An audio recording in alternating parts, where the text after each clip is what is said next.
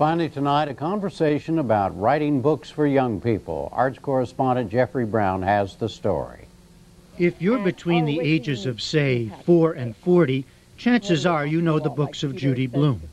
Beginning in the early 1970s with works such as Are You There, God? It's Me, Margaret, in which an 11-year-old girl worries about puberty and religion, the Fudge series about a 4th grader and his baby brother, and books that address teen sexuality head-on, Blume has written about the real lives of young people.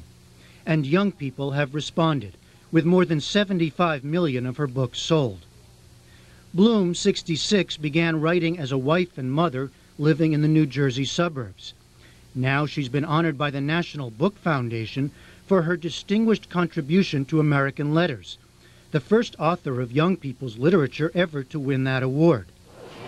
We spoke the morning after the award ceremony in the children's section of a busy New York bookstore.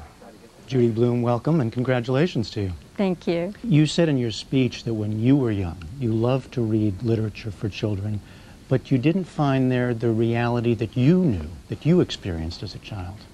I love to read, and I think any child who loves to read will read anything, including the back of the cereal box, which I did every morning.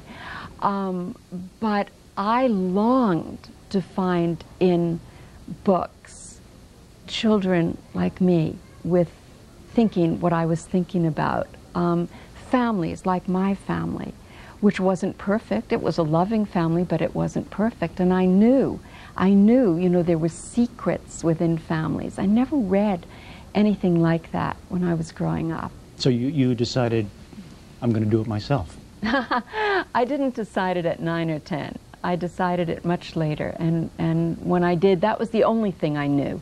I wanted to write what I remembered to be true. One of the things that strikes me in reading your books is that it's sort of a reminder that young people, as much as they want to be special, mostly they want to be normal.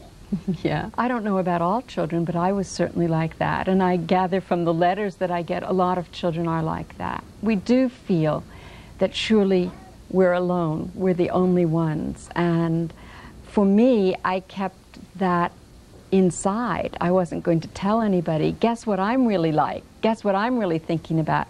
You keep that inside, you keep that very private, and you pretend to the world that you are normal.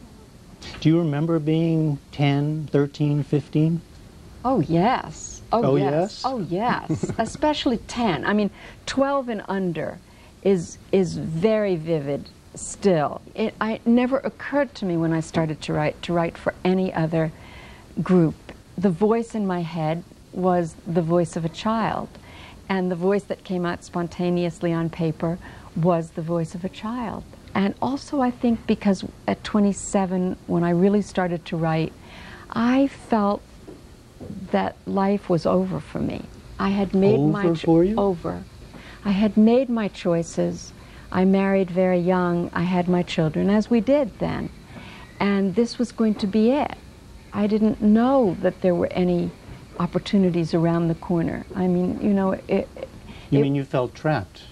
Well, yes, I guess I did feel trapped. But I thought, looking back, that was the life that interested me, the child that I was when it seemed that everything was still possible. Everything was new and exciting. Everything was a first.